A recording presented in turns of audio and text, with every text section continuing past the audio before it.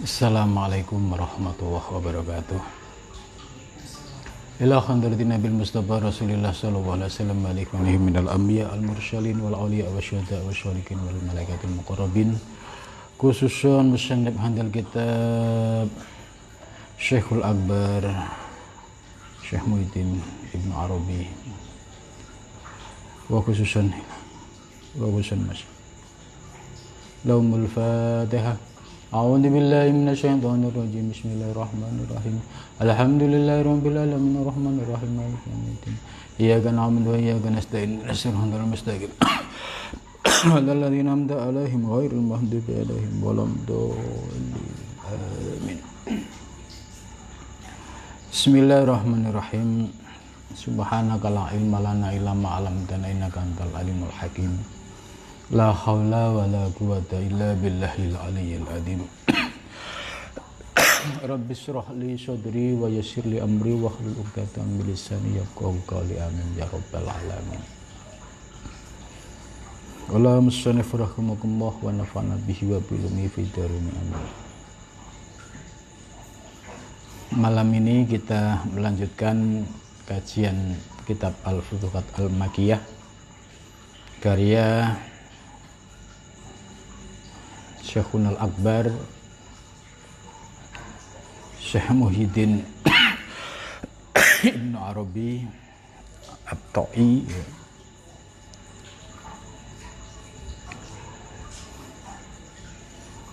Minggu yang lalu kita sudah membahas tentang akhlak menurut Ibnu Arabi, ya, itu dibagi menjadi 3.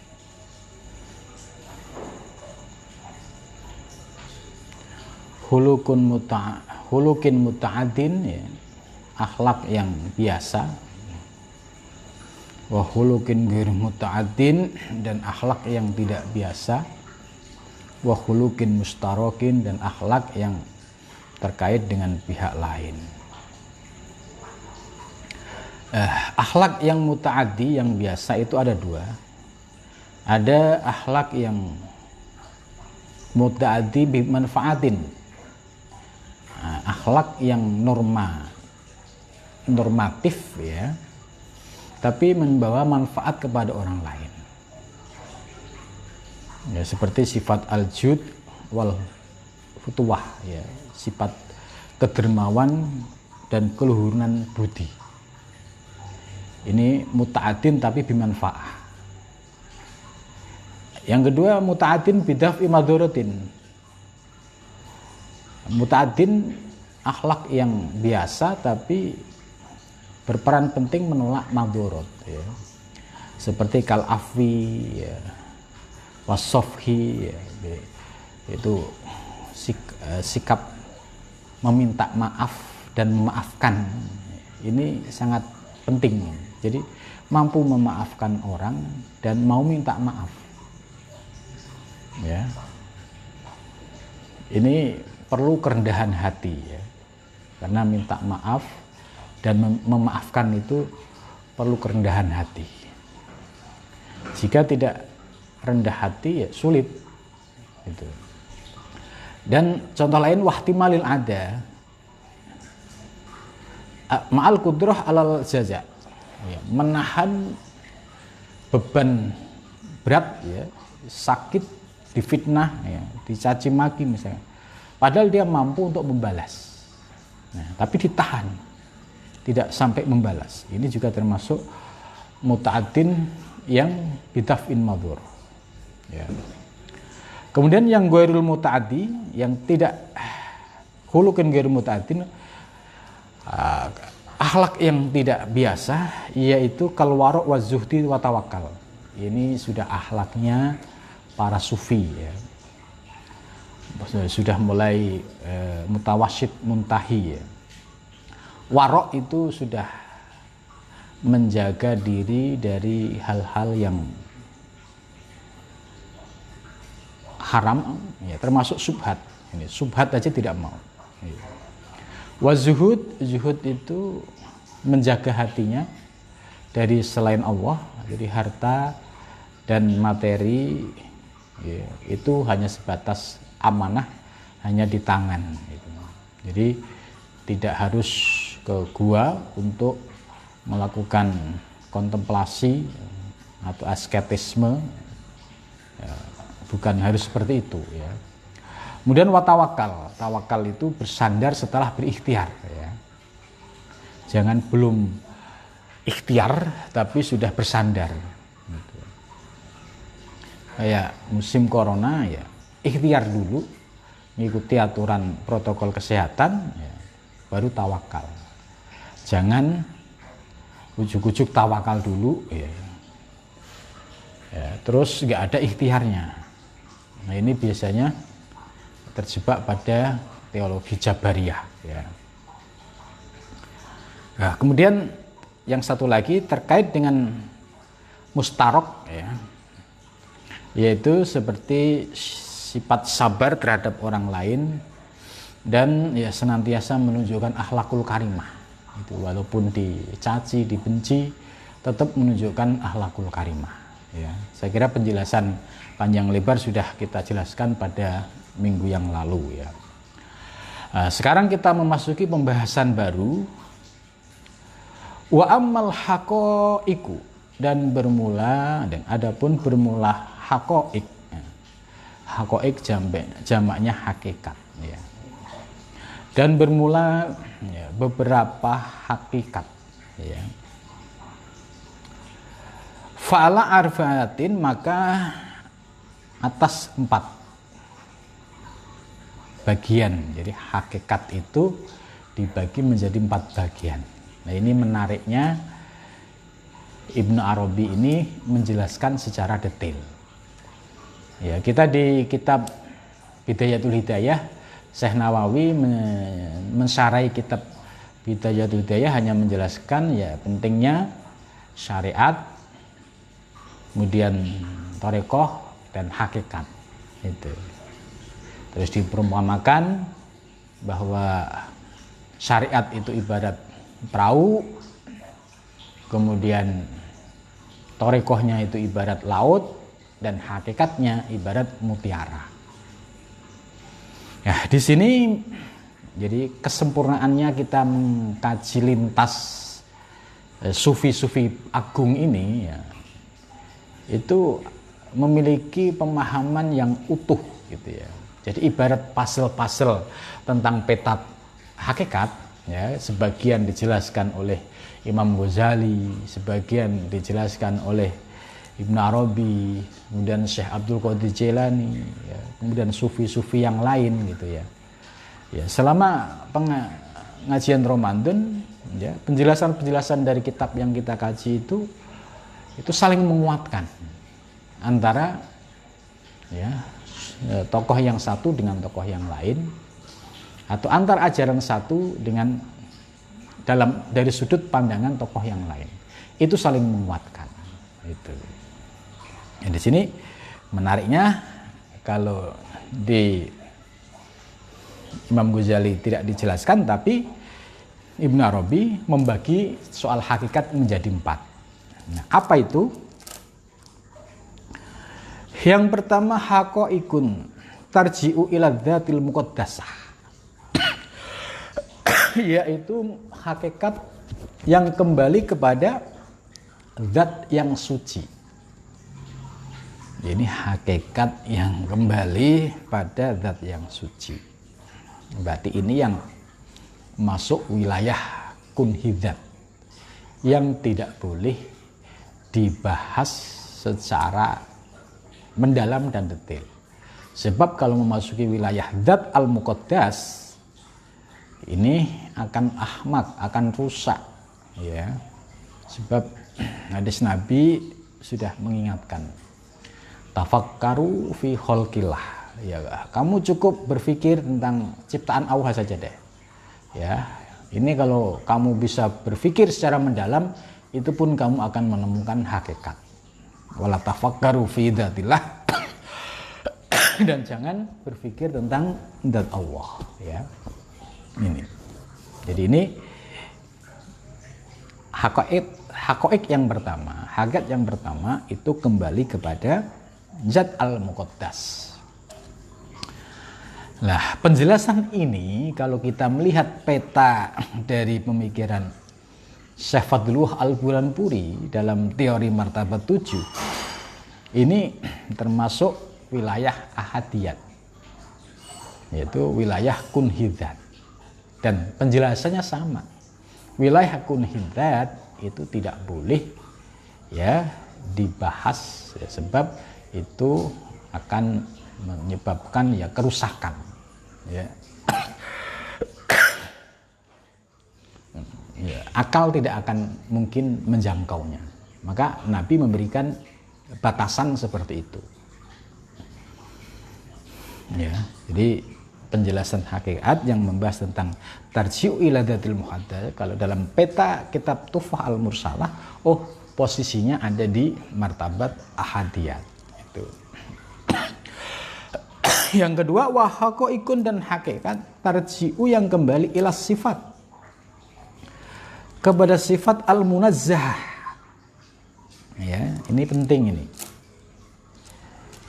Jadi yang kedua, hakikat yang kembali pada sifat, tapi sifat yang munazzah. Munazzah itu sifat yang suci, yang tidak boleh dicampur aduk dengan sifat kemanusiaan. Jadi sifat munazzah ini sifat yang suci dari zat al-muqaddas. Itu maka di sini tidak dibenarkan kalau seorang hamba yang banyak kekurangannya lalu mengaku ya sebagaimana sifatnya yang maha suci gitu. Hamba yang banyak kekurangan ya, yang bodoh, yang hina ya, kok ngaku-ngaku memiliki sifatnya yang maha suci gitu. Maka disinilah pentingnya kita belajar tauhid secara runut itu, supaya tidak campur aduk ya. Nah di sini membuktikan bahwa Ibnu Arabi ya, dalam teori hakikatnya tetap menjaga sifat-sifat munazzah. Artinya Ibnu Arabi memposisikan zat-zat yang maha suci itu jangan sampai nanti dipahami ya seorang hamba ya merasa terbuka dalam hal langsung ngaku-ngaku dirinya sebagai memiliki sifat seperti zat yang suci. Ini yang dihindari ini gitu. Maka dalam istilah akidah Asy'ariyah ya, ini yang disebut tanzih. Jadi akidah Asy'ariyah itu menerima tanzih, artinya sifat-sifat khususiyah Allah ya hanya Allah yang punya. Ya, kalau di dalam peta sifat wajib 20 ya ada sifat salbiyah ya, mulai dari kidam, baqo, mukhalafatu. Yang kidam yang dahulu kala hanya Allah, yang baqo kekal hanya Allah, mukhalafatu lil hawadisi hanya Allah, qiyamu binafsihi hanya Allah, wahdaniyah hanya Allah. Gitu. Ini sifat-sifat khususiyah ya. Dan ini sifatnya munazzah, maha suci. Tanzih ya. Tanzih itu kita menerima sifat-sifat kemahasucian Allah ya. Lah dalam akidah Asy'ariyah ya, menerima tanzih menolak tasbih. Tasbih itu apa? Tasbih itu ya sifat kehambaan ya. Tetaplah pada posisi kehambaan. Jangan kehambaan mengaku punya sifatnya zat yang suci. Ini tasbih. Jadi di sini ada pemilahan jelas al-rabbu rabbun wal abdu abdun. Nah, tapi ini ya jadi Ibnu Arabi dalam hal ini sangat mendukung dan sejalan dengan paham akidah Asy'ariyah itu. Karena tetap menjaga tanzihnya sifat-sifat Allah.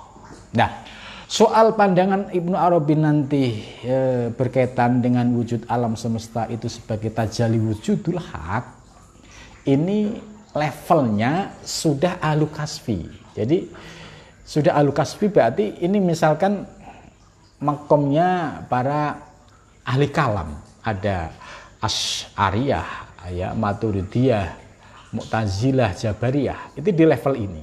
Lah, untuk menuju ahli kasfi, yaitu tauhidnya para sufi, kalau Ibnu Arabi menggunakan as-sufi al-muhakkik, ya, sufi yang ahli hakikat, itu basicnya harus berdiri pada akidah Asy'ariyah dulu, tetap ya menerima tanjih sifat Allah.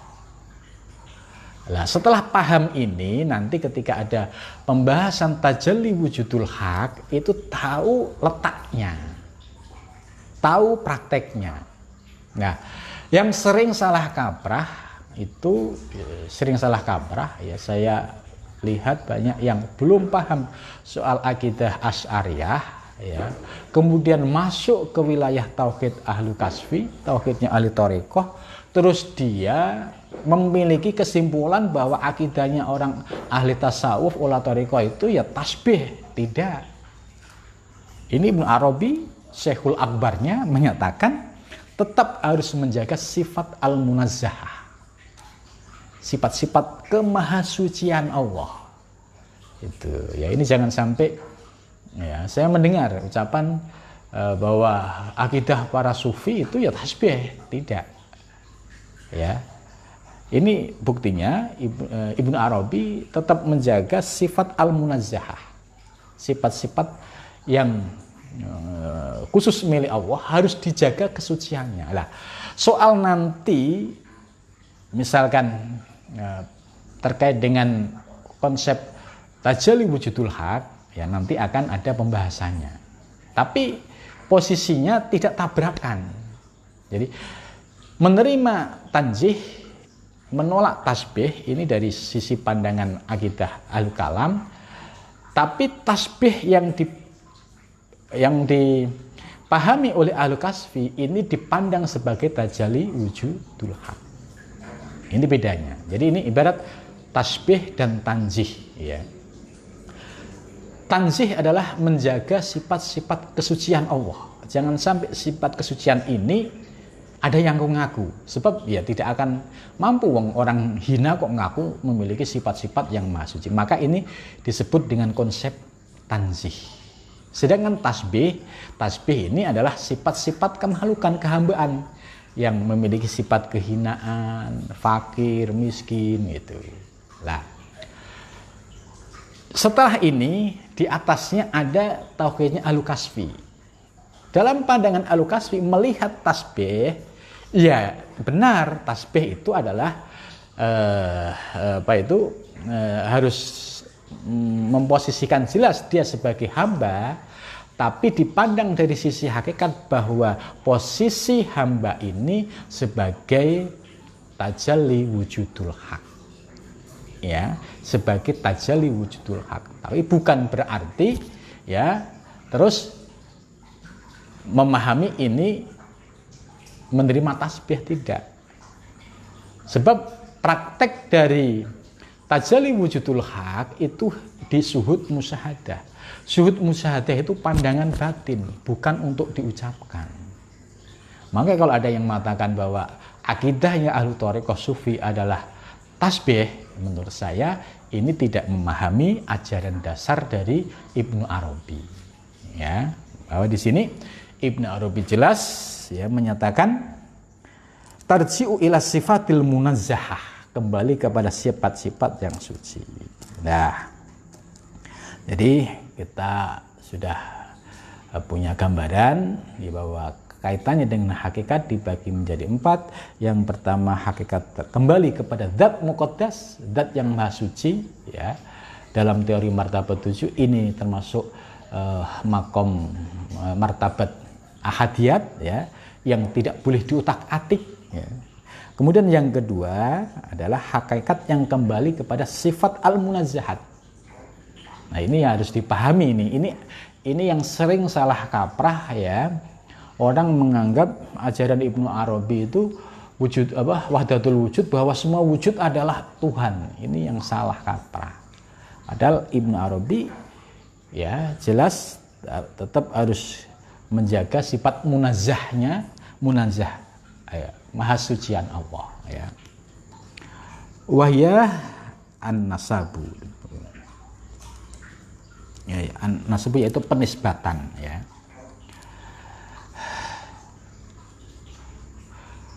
Wahaqaiqun dan hakikat tarji'u yang kembali ilal af'al. Nah, kemudian yang ketiga itu hakikat yang kembali kepada af'al. Wahya bermula haqaiq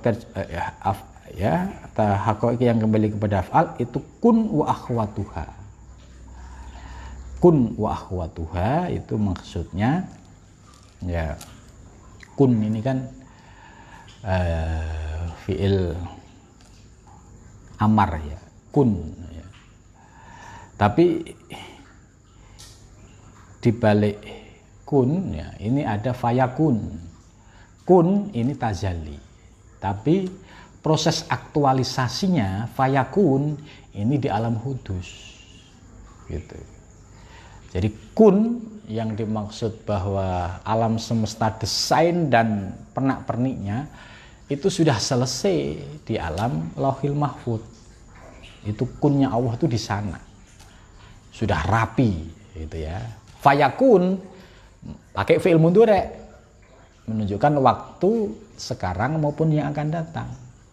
Mulailah ya berproses ya dari alam arwah, alam misal, alam atsam, dan wujud yang ada di alam semesta ini adalah aktualisasi perwujudan dari kun yang ada di azali di Lauhil Mahfuz. Itulah, maka dari itu dalam melihat af'al manusia di bumi ini kan macam-macam itu. Nah, itu seharusnya dipandang aja ke sumber utamanya. Sumbernya siapa? Utamanya siapa? Ya Allah. Loh kok bisa? Lah mereka bisa bergerak pakai apa? Ya kan ada ruhnya. Ketika ruh ada, semua organ normal. Ya kan? Telinga, mata, mulut, tangan, kaki normal. Ruh diambil, nggak bisa apa-apa. Nah, gerakan yang di alam semesta yang hudus ini nggak lepas dari yang azali. Jadi maksudnya dengan memahami haqaiq dari sisi af'al ini, bahwa kita diajari oleh Ibnu Arabi sesungguhnya ketika melihat wujud yang sekarang yang akan datang kembali kepada al-fa'il al-hakiki, yaitu Allah Subhanahu wa ta'ala. Itu. Jadi runutannya seperti itu. Maka ketika melihat af'al ya jangan terlalu dipikirin pusing-pusing. Kembalikan pada sumbernya. Itu. Kembalikan kepada sumbernya karena ya hakikatnya ya kembali kepada Allah Subhanahu wa taala. Kemudian yang keempat, wahaqaiqun dan hakikat tarji'u yang kembali apa hakikat ilal maf'ulat. Ya, maf'ul di sini menggunakan kata maf'ul, isim maf'ul yang dikerjakan. Ya, yang dikerjakan itu berarti wujud yang sudah tercipta. Nah, maf'ulat. Melihat gunung itu sudah maf'ulat. Melihat bumi seisinya sudah maf'ulat. Melihat matahari bulan sudah maf'ulat. Karena dikerjakan, diciptakan, ya, digerakkan. Jadi siapa yang dibalik maf'ulat ini? Ya Allah. Ya, alam semesta diciptakan menjadi ada siapa? Ya Allah. Bulan matahari menjadi ada diciptakan. Ya, siapa? Allah. Wahia bermula maf'ulat itu adalah al-akwan. Jadi akwan itu adalah semesta, alam semesta. Wal mukawwanat dan segala bentuk ciptaan ya alam semesta. Jadi semua yang ada di alam semesta ini disebut akwan atau kaun ya. Kalau Syekh Ibnu Athaillah menggunakan istilah al-kaun dan juga menggunakan akwan, anta ma'al akwan. Anda itu terhijab dengan akwan. Karena sulit untuk memisah antara akwan dengan penciptanya itu. Ya, lah. Jadi saya ulang lagi bahwa hakikat menurut Ibnu Arabi ya sudah terperinci. Yang pertama kembali kepada zat yang muqaddas. Ini yang nggak boleh diutak-atik. Yang kedua adalah kembali kepada sifat munazzahat, sifat yang maha suci. Ya, nanti ada penjelasannya lebih detail nanti. Kemudian yang ketiga kepada af'al, ya, perbuatan ini ya pasti ada yang menggerakkan. Dan yang keempat terkait dengan objek ciptaan yang ada di alam semesta ini ya harus semua dikembalikan kepada sumber asalnya, yaitu kembali kepada Allah Subhanahu wa taala, ya. Wahadil haqaiq, dan bermula hakikat-hakikat ini al-kauniyati, yang bersifat kaun, yang bersifat alam semesta, ya. Itu ala-salasi marotib, dibagi menjadi 3 martabat. Nah, ini sudah pembahasan terkait dengan hakikat kauniyah yang maf'ulat tadi. Kauniyah ini ya alam semesta. Ini sudah ditarik ke wilayah kauniyah, ciptaan alam semesta. Berarti ya lebih dekat sekeliling kita, gitu ya. Itu ada 3 martabat. Ada ulwiyah yang tinggi, wahya al-ma'kulat, yaitu yang bisa dipikir dengan hati yang jernih. Itu makkulat, ya, bisa dipikir dengan hati yang jernih. Yang kedua sufliyat, itu yang rendah. Wahya al-mahsusat, yaitu yang fisik, yang bisa diraba, yang bisa idrawi. Ini mahsusat, ini yang sufliyah, rendah. Kemudian wabarzahiyah. Nah, ini menarik, ya. Ini juga istilah yang dimunculkan oleh Ibnu Arabi, ya, untuk memetakan 3 martabat ini. Ada ulwiyah, ada sufliyah, ada barzahiyah. Ya. Barzahiyah itu apa? Barzahiyah waya al-mutahayyalat, yaitu terkait dengan alam metafisik. Ya. Perjalanan rohani seorang salik di wilayah alam rohani itu masuk wilayah barzahi, ya, wilayah metafisik. Orang meninggal dunia, ya, itu kan ruhnya keluar dari jasadnya. Dia masih ada hidup, tapi menggunakan jasad yang barzahi, jasad yang bisa digunakan akses untuk wilayah barzahi. Jasad jasmaninya ya dikembalikan kepada unsur tanah, dimakamkan, dikuburkan. Nah, setelah mati ya dia masih menyelesaikan tahap berikutnya di alam barzah. Maka dalam hal ini ya sesungguhnya kematian ini hanya perpindahan alam dari jasmani, ya ruhnya keluar dari jasad, kemudian makik jasad barzahi, ya, dia hidup di alam barzah, mengikuti proses alam barzah mulai dari ditanya mungkar nakir, gitu kan, ya, sampai nanti ketetapan apakah termasuk mendapatkan nikmat kubur atau siksa kubur, gitu ya. Nah, ini semua terjadi di alam barzah itu. Wahya al-mukhayyalat. Nah, ini yang termasuk istilahnya hanya bisa dirasakan ya bagi orang yang sudah merasakan, paling tidak sudah diberikan pengalaman spiritual melihat alam-alam barzah. Nah, kalau sudah bisa diberikan anugerah melihat alam barzah, itu yakin, klik, nggak ada ragu lagi, gitu. Jadi menurut Imam Ghazali Ibnu Arabi ya, bahwa hakikat yang sifatnya kauniyah ini ada 3 martabat, yaitu yang ulwiyah. Ya, ulwiyah itu waya al-makulat, yaitu sesuatu yang sifatnya bisa dipahami dengan kejernihan hati. Seperti dalam penjelasan Imam Ghazali di Miskatul Anwar ya, bahwa seorang manusia ya ini bisa memiliki anugerah menembus ruang dan waktu ya apabila ya telah memenuhi kebersihan hati dan jiwanya.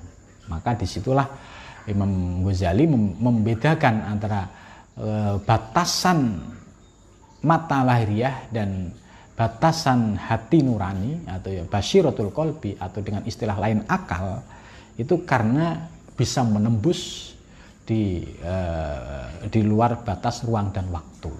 Nah, ini nyata ya. Maka perjalanan para salik, para arifin billah itu ya sifatnya termasuk makulat, bisa diterima dengan kejernihan akal yang didasari dengan spiritualitas. Jadi akalnya yang didasari dengan spiritualitas.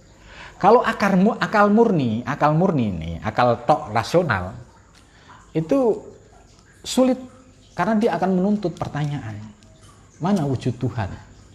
Ya kan?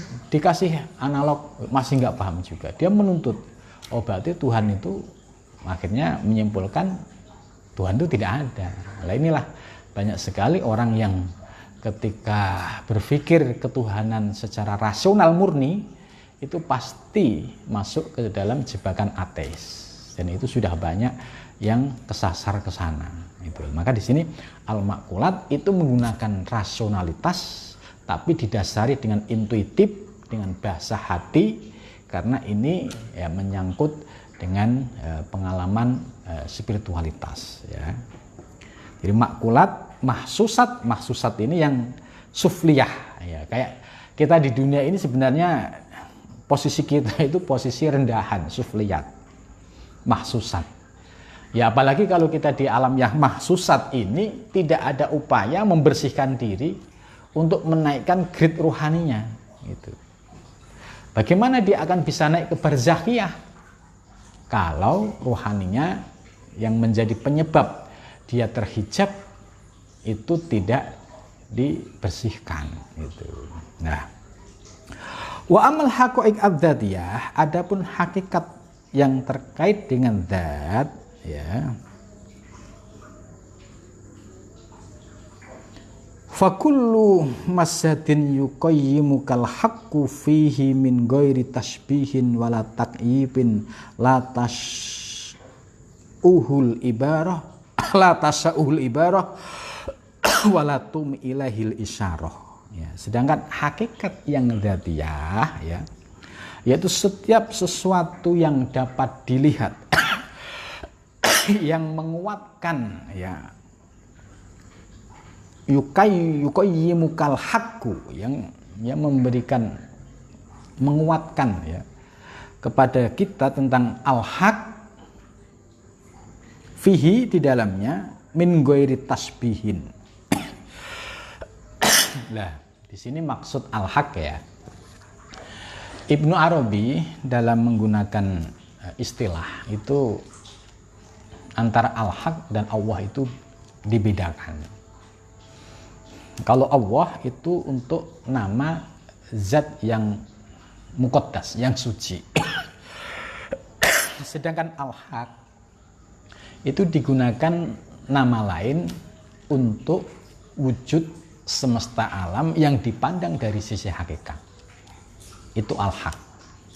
Maka yuqayyimuka al-haq ya, berarti al-haq yang nyata di depan kita ini ya. Ini kan suatu pandangan yang real. Ya, ini namanya al-haq. Fihi min ghairi tasbihin. Nah, ini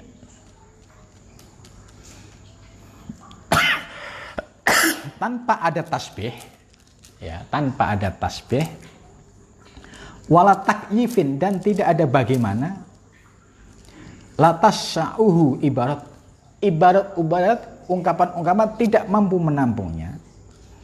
Wala tumi'u ilaihil isyarah, dan juga isyarah-isyarah tidak mampu memberikan isyarat ya. Wala tumi'u, dan tidak bisa memberi isyarat ilahi kepadanya apal isyarah.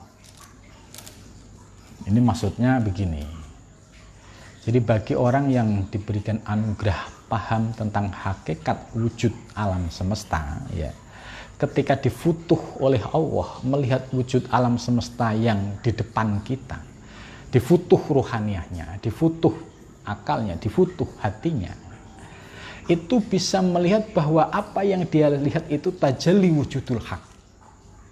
Kalau dia memandang tajalli wujudul haq itu min ghairi tasbihin, jadi wujud kehambaan sirna, wala kaifin, dan tidak bagaimana-bagaimana, dan juga tidak bisa diungkapkan dengan ibarat dan diekspresikan dengan isyarat simbol-simbol.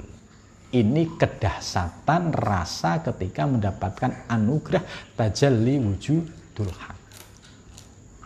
Jadi min ghairi tasbihin, karena sudah sirna. Ya, kalau bahasa itunya fana, sudah la maujuda illallah.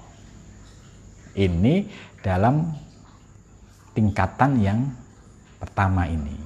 Ini terkait dengan haqaiq dzatiyah. Tapi kalau kita kan masih sulit ya, kita kan masih tahap belajar. Makanya kita belajar ini harus yang menyadari makom kita. Jangan lantas makom ini ya, mendengar kalimat ini terus memposisikan diri seolah-olah saya di situ, jangan.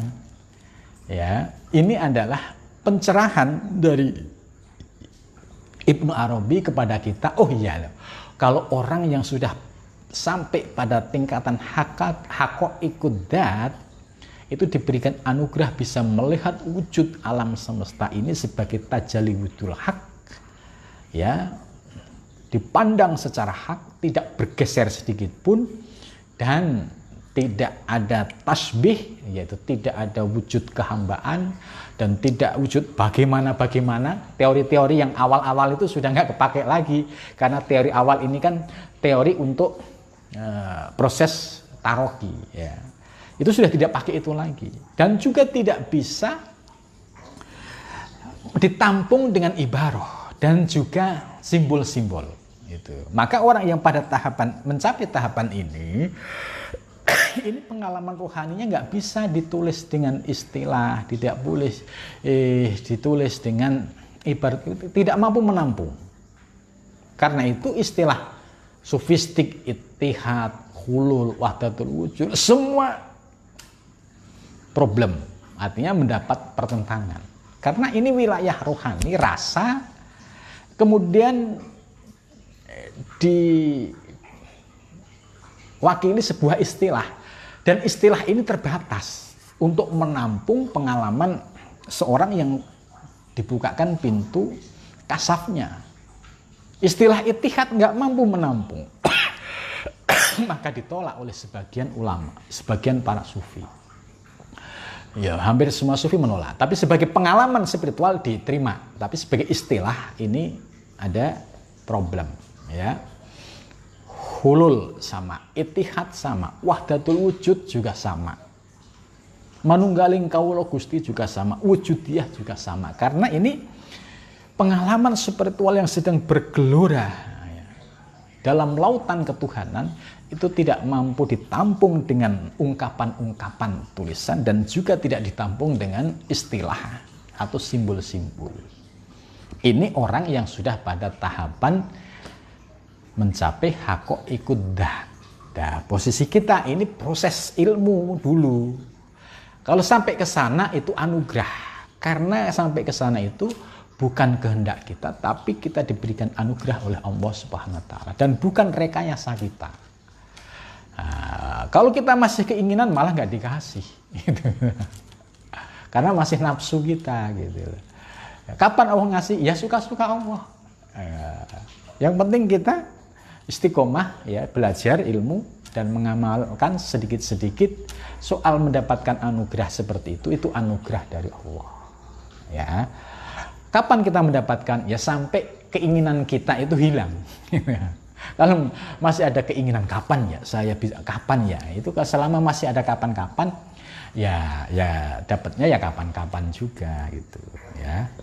Jadi ini kalimat-kalimat prinsip ini yang kadang banyak sekali orang yang cuma membaca terjemahan atau komentar-komentar tentang Ibnu Arabi yang tidak langsung mengakses ke sumber A1-nya, sumber primernya ini, ya, kemudian menyimpulkan dengan imajinasinya. Nah, ini yang akhirnya muncul penafsiran yang macam-macam itu. Padahal kalau paham ini ya sesungguhnya ya sudah tahu posisi ajaran Ibnu Arabi yang sesungguhnya. Ya. Jadi tidak cukup wala tumi'u ilai isyarah. Isyarah wahdatul wujud itu enggak cukup gitu. Maka Ibnu Arabi di kitab Al-Futuhat Al-Makkiyah ini sudah saya teliti ya, yang 9 jilid ini, beliau enggak ada nulis satu kata wahdatul wujud gitu. Makanya ya beliau sangat jeli ya. Tapi kenapa kok dinisbatkan wahdatul wujud ke Ibnu Arabi? Ini oleh muridnya yaitu Syekh Al-Qunawi. Jadi ini anak dari, istilahnya anak tiri yang sangat patuh, yang sangat ya istilahnya menjadi murid dan anak. Kemudian menisbatkan bahwa ajaran Ibnu Arabi adalah wahdatul wujud. Dan akhirnya ini dikomentari oleh Ibnu Taimiyah yang dianggap sesat. Ya, awalnya Ibnu Taimiyah menolak, tapi kemudian setelah Ibnu Taimiyah mendapatkan pencerahan dari Syekh Ibnu Athaillah As-Sakandari di Masjid Kairo, baru ngerti apa yang dimaksud wahdatul wujud secara substansi. Oh iya ya, kalau begitu ya saya paham, nggak sesat berarti. Tapi oleh pendukung Ibnu Taimiyah yang sampai sekarang sikapnya tidak berubah, terus memposisikan Ibnu Arabi menjadi sebagaimana tuduhan awal, padahal Ibnu Taimiyah sudah berubah penilaiannya terhadap ajaran Ibnu Arabi ini. Nah, ini yang perlu diluruskan ya, perlu diluruskan.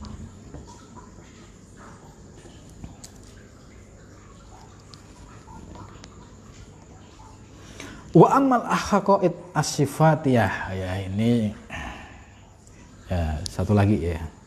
Adapun haqaiq as-sifatiyah yang bersifat sifatiyah, fa kullu masyatin yuqimukal haq fihi tatlu minhu ala ma'rifati kauni subhanahu wa ta'ala aliman qadiran muridan hayyan ila ghairi dzalik minal asma wa sifat al mukhtalifat wal mutaqabbilat wal mutamassilat. Nah, ini kita bahas sampai sini.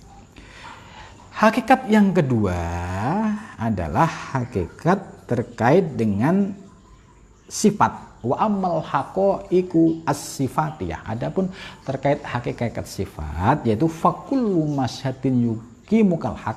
Setiap segala sesuatu yang ya menjadi objek penyaksian, ya masyhad itu objek penyaksian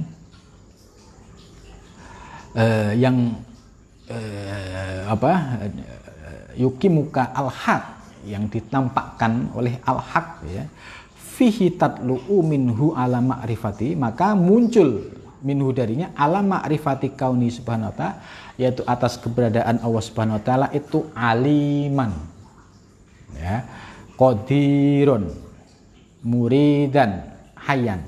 Ini disebut sifat maknawiyah ya. Jadi kan dalam sifat wajib ada sifat nafsiyah, salbiyah, ma'ani, maknawiyah ya. Ma'ani apa saja? Kudrat, irodat, ilmu, hayat, sama, basor, kalam. Ini kudrat, ilmu, kudrat, kuasa ya. Lah, 7 sifat ma'ani ini adalah sifat-sifat Allah. Jadi potensi sifat yang dimiliki oleh Allah Subhanahu wa taala ya. Lah, perwujudan dari sifat ma'ani ini ada di sifat maknawiyah. Jadi maknawiyah itu perwujudan dari sifat ma'ani. Maka maknawiyah misalkan dari kudrat, di sini qadiron. Irodat di sini muridan. Ya. Terus qudrat irodat ilmu, di sini ilmu menjadi aliman. Hayun hayyan, sama samian, basor basiron, kalam mutakaliman. Ini sifat yang potensi, ya, yang belum nampak, sedangkan ini aktualisasinya.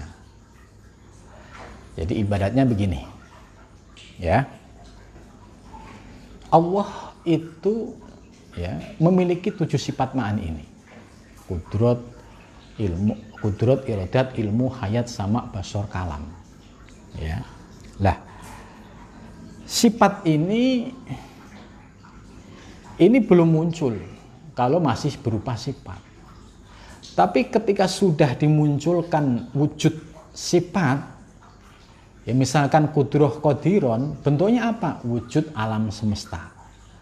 Ini ada bulan, ada bintang, ada matahari, ada manusia sak jagat. Ini kalau nggak ada sifat kudrohnya Allah, ini nggak mungkin bisa wujud qadiron. Maka qadiron ini wujud dari sifat kudroh yang dimiliki oleh Allah. Irodah, kehendak. Allah kalau tidak punya kehendak menciptakan alam semesta, tidak mungkin akan ada kejadian alam semesta ini. Maka bukti dari sifat irodah Allah adalah muridan. Jadi proses berlangsungnya kehidupan alam semesta sampai saat ini dan sampai yang akan datang dan seterusnya, itu wujud dari sifat murid dan kehendak Allah. Begitu juga ilmu, aliman. Yang punya ilmu ya semua Allah. Maka hamba-hamba yang ada di alam semesta ini itu adalah hamba-hamba yang diberikan ilmu oleh Allah. Sebab hakikatnya hamba nggak punya apa-apa. Ya, coba penemu teknologi apapun, nah, itu jangan sampai salah mandang.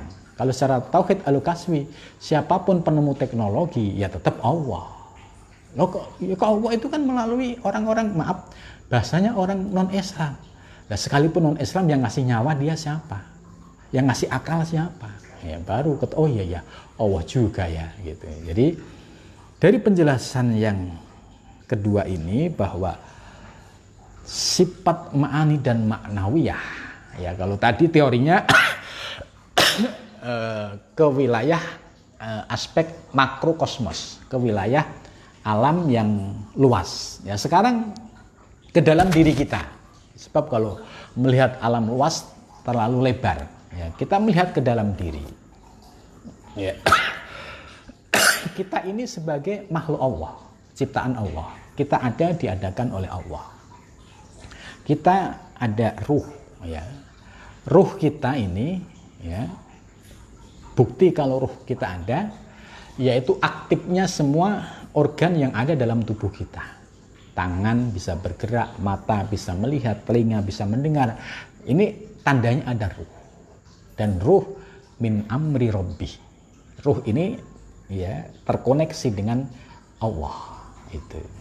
Maka kalau melihat bahwa wujudnya manusia itu bisa hidup, itu hakikatnya dari ruh dari Allah, kenapa kita masih bingung dalam memahami Allah gitu.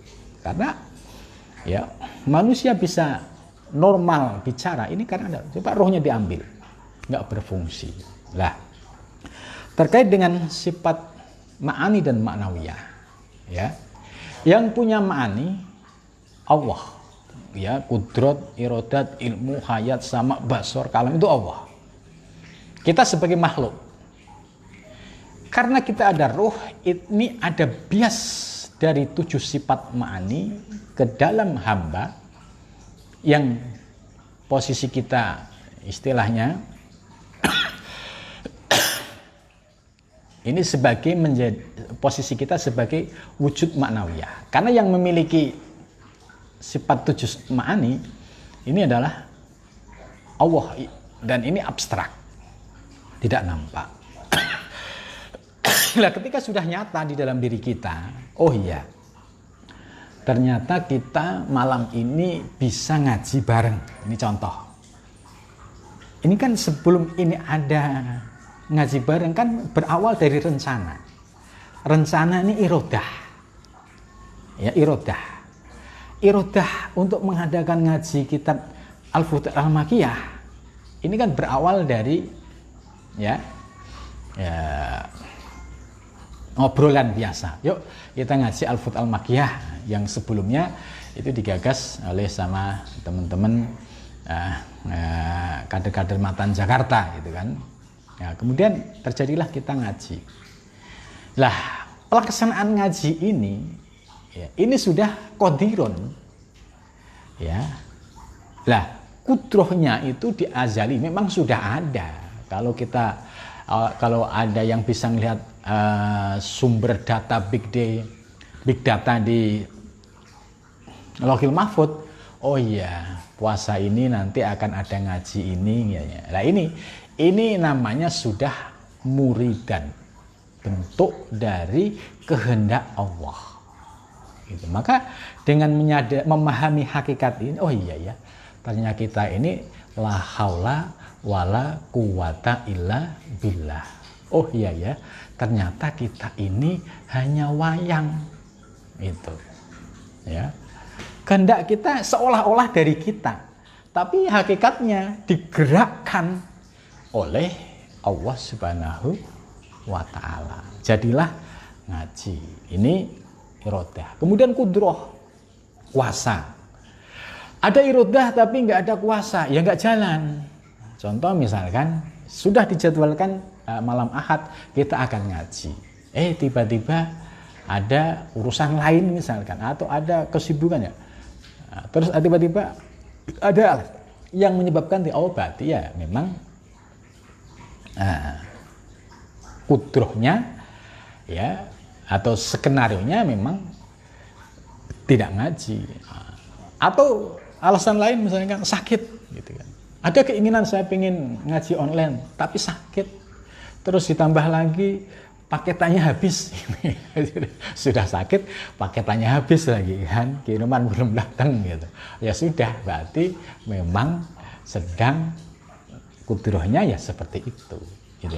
Nah, dengan memahami 7 sifat ma'ani ini, ternyata kudroh, irodah, ilmu, hayat, sama, basor, kita sebagai hamba ini ya, ini karena ada ruh, sifat 7 ma'ani ini juga ada di dalam diri kita, menjadi istilahnya yufidu, itu dibiaskan, mendapatkan bias dari 7 sifat ma'ani Allah yang qadim ya.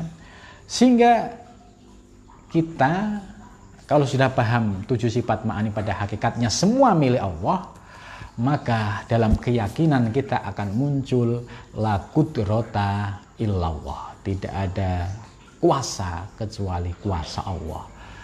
La irodata, tidak ada irodah kecuali irodah Allah. Tidak ada ilmu, la ilma illallah, tidak ada hayat hidup illallah, tidak ada sama illallah, tidak ada basor illallah, tidak ada kalam illallah. Akhirnya kita bisa menyadari ketidakberdayaan kita ya. Semua ternyata kembali kepada Allah Subhanahu wa ta'ala. Oh, ternyata kita ini la haula wala quwata illa billah. Jadi hilang keakuan kita yang selama ini sering merasa hebat, sering merasa segala-galanya, runtuh ketika kita sudah memahami hakikat sifat yang ada di dalam diri kita. Oh iya ya, kita hanya wayang. Wayang itu gerakannya semua tergantung dari dalam. Inilah simbolis dari makna 7 sifat ma'ani yang dimiliki oleh Allah yang qadim, yang kudus. Ternyata manusia sebagai tajalli wujudul haq juga mendapatkan bias 7 sifat ma'ani. Maka bias yang ada pada manusia ini harus dikembalikan kepada Allah. Maka dalam zikir thariqah atau zikir nafi isbat itu salah satunya adalah dengan cara mempraktekkan 7 sifat ma'ani ini. La ilaha illallah. Tetap keluar kalimat adalah la ilaha illallah, tapi pemaknaan yang kita yakini di dalam hati la qudrata illallah. Ini makna di hati. Kalau lisan tetap la ilaha illallah, la ilaha illallah, la ilaha illallah ya. Tapi di hati la qudrata illallah, la iradata illallah. Yang dilihat dirinya la sam'a illallah, la basyara illallah, la kalama illallah, la haya la illallah. Akhirnya puncaknya la maujuda illallah. Oh, bisa menerima. Oh, ini toh. Lah ini yang disebut ma'arif robaniyah ya. Saya kira itu penjelasan malam ini, mudah-mudahan bisa memberikan manfaat dan mudah-mudahan bisa diberikan anugerah bisa mengamalkan ajaran-ajaran Ibnu Arabi ini. Dah sampai sini. Wal muwaffiq. Assalamualaikum warahmatullahi wabarakatuh.